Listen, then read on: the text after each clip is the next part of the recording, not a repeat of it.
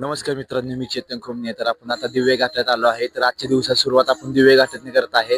इथं पाठीमागं माऊलीची मूर्ती दिसत आहे. तर इथून आपण सुरुवात करत आहोत. ती पूर्ण शूट आजचा बनवणार आहे. तर हा व्हिडिओ तुम्हाला कसा वाटतो हे कमेंटमध्ये नक्की सांगा. घाटाचं असं महत्त्व आहे. इथं एक राक्षस होता, ती साधू संतांना असा त्रास द्यायचा.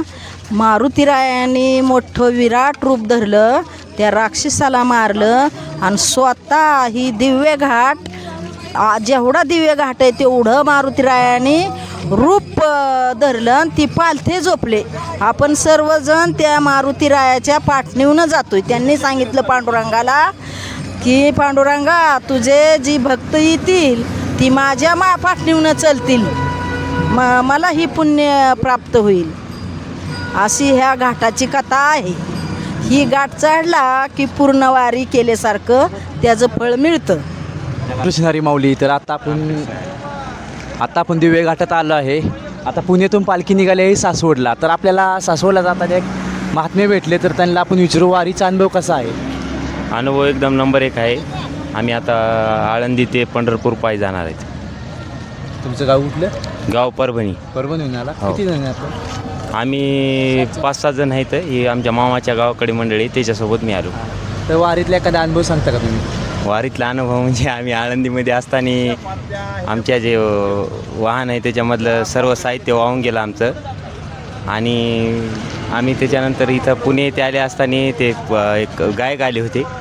त्यांनी त्या गाण्यामध्ये त्या अनुभव सांगितला की एक वाहन वाहून गेलं असं तसं. तिथं आम्हाला देव भेटल्या. हां, आमचंच गेलं ते. आम्हाला तिथं देव भेटल्यासारखं वाटलं.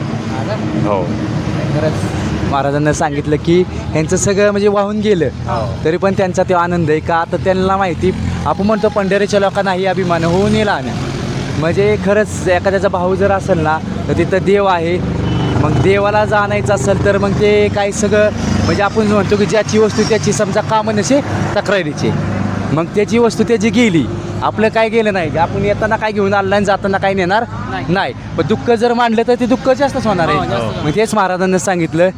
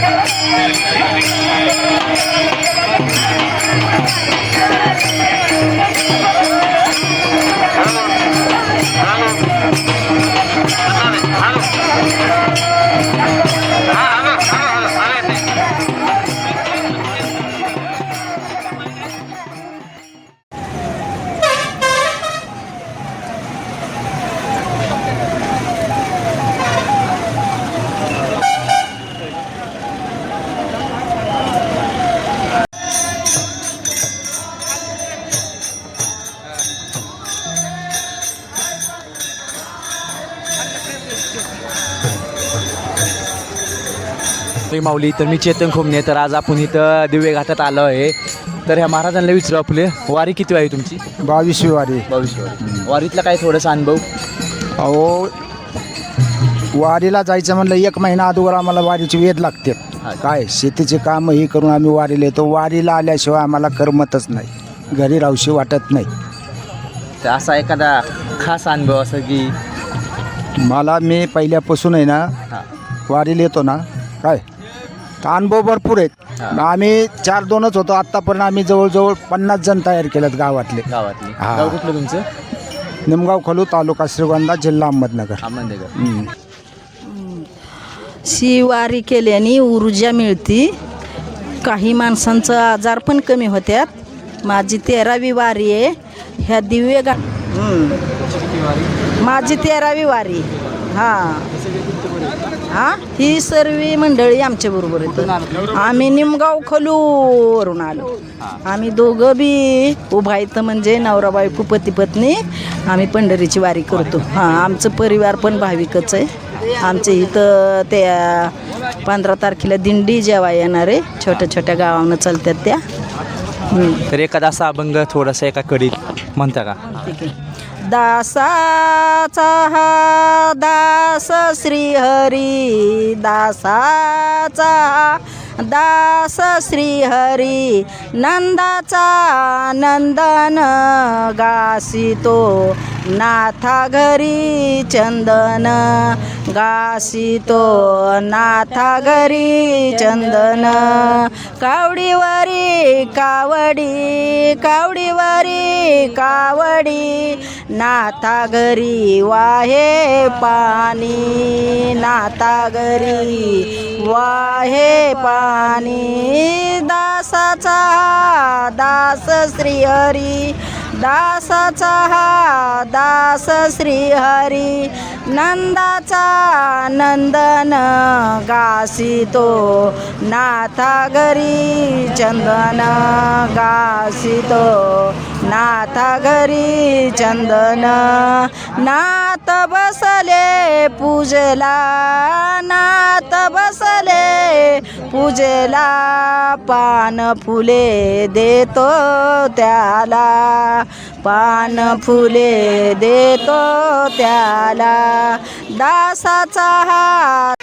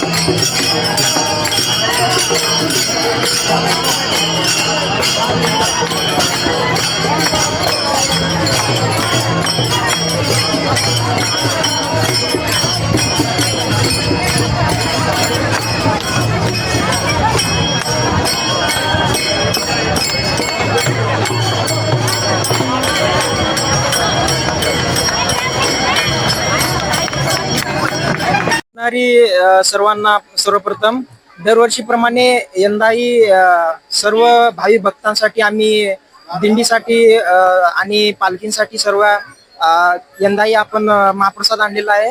आणि त्या महाप्रसादामध्ये दरवर्षीप्रमाणे केळी, बिस्किट व पाणी बॉटल्स असे सर्व भावी भक्तांसाठी आणलेले आहे. आणि सर्व आणि महाराष्ट्र शासनाने देखील सर्वप्रथम चांगलं उच्च दर्जाचं काम केलेलं आहे. जसे की जागोजागी पाण्याची सुविधा, बाथरूमची सुविधा, कारण की जे पण भाविक भक्त आहेत आणि वारकरी संप्रदाय जे दिंडी वगैरे आणतात ना, त्यांच्यासाठी ही सर्व सुविधा उपलब्ध महाराष्ट्र शासनाने केलेली आहे. आणि त्यानंतर आमच्या वतीने झाली तितके आम्ही बॅचलर राहतो, पुण्यामध्ये जॉब करतो, तर आमच्या वतीने झाली तितके आम्ही मदत केलेली आहे महाप्रसादाद्वारे सर्व भाविक भक्तांसाठी. आणि आम्ही राहणार नांदेड जिल्ह्यातील, इथं पुण्यामध्ये मांजरीला राहतो. रात्री 3 वाजता नंतर इकडे टेम्पो येऊन देणार नाहीत म्हणून रात्री 3 वाजता इथेच येऊन थांबलो. परत अजून चालू करायचं, पालखी दूर आहे म्हणून थांबलो. थोड्या वेळाने पालखी आली की जवळ वाटप करायला चालू करणार. धन्यवाद. रामकृष्ण हरी. आणि यामध्ये सर्वात महत्वाची गोष्ट म्हणलं तर जशा प्रकारचे वातावरण आहे त्यामध्ये थोडंसं लोकांना गरमी वगैरे खूप असते, त्यामुळे हॉस्पिटलची सुद्धा व्यवस्था केलेली आहे महाराष्ट्र सरकारने. ही सर्वात महत्वाची गोष्ट आहे, कारण की अशा वातावरणामुळे जसं की आता ऊन जे लागते ना, खूपच चांगल्या गरमीचं ऊन आहे, त्यामुळे जसं की कमतरता येणे शरीरामध्ये, पाण्याची कमी. तर आणि आणखी माझ्याकडून माझ्या वतीने एक रिक्वेस्ट आहे सर्वांना की जे कोणी आता समजा या व्हिडिओद्वारे किंवा या चॅनलद्वारे जे कोणी प्रेक्षक पाहत असतील, तर ते कोणी बघत असलेल ते कचरा वगैरे जे पण पुढच्या वर्षी किंवा जे पण आता तुम्ही येणारे आहेत ना पुढच्या वर्षी वगैरे, तर ते असे करू नका. घाण वगैरे कुठे करू नका. सर्व महाराष्ट्र शासनाने तुम्हाला व्यवस्था उपलब्ध करून दिलेला आहे. सफाई ठेवा आणि जे पण तुम्ही पाणी बॉटल वगैरे पिणार ते आपल्याजवळ ठेवायचे आणि जे जिथं कचरा डस्टबिन वगैरे असेल त्या डस्टबिन वगैरे टाकायचं. रामकृष्ण हरी. माझं नाव धनाजी सर्जेराव मधने, राहणार वेगळी, पलटण, जिल्हा सातारा. माझी वारी जवळजवळ 11 ते 12 वाऱ्या माझ्या झालेल्या आहे. तर मला या वारीतून मला आनंद मिळालेला आहे आणि मला सगळ्या गोष्टीतून माऊलीने मला यश दिलेलं आहे. माऊलीने मला यश दिलेलं आहे प्रत्येक गोष्टीत. म्हणजे जवळजवळ 10-12 वर्ष झाली माझी वारी चालू आहे. पायवारी करतो मी आणि आनंद पण तसा मिळतोय मला. मी वारीत आनंद घ्यासाठीच वारीत येतो. आपल्या हातनं जेवढं पुण्य घडवत एवढं घडवत चालू आहे माझं काम. आवाज येतोय का माझा?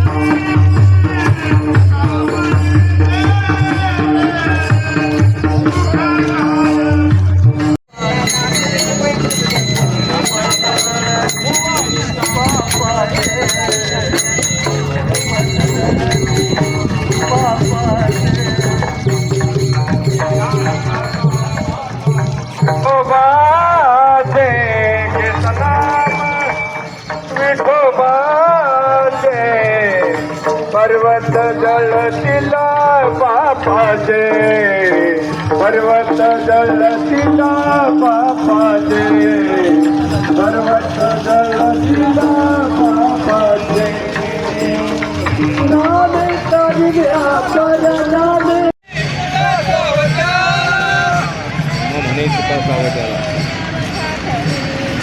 हृदय मंदिरी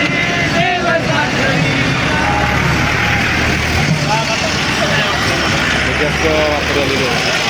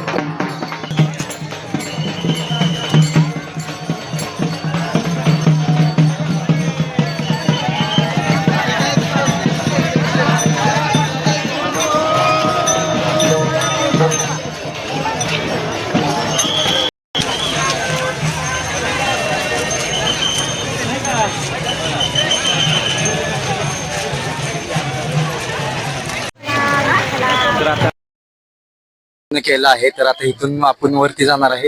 तर समोर दिसते ती ज्ञानेश्वर माऊलींची मूर्ती दिसत आहे. तर इथून बघितलं तर आता पहिल्यांदाच मला तर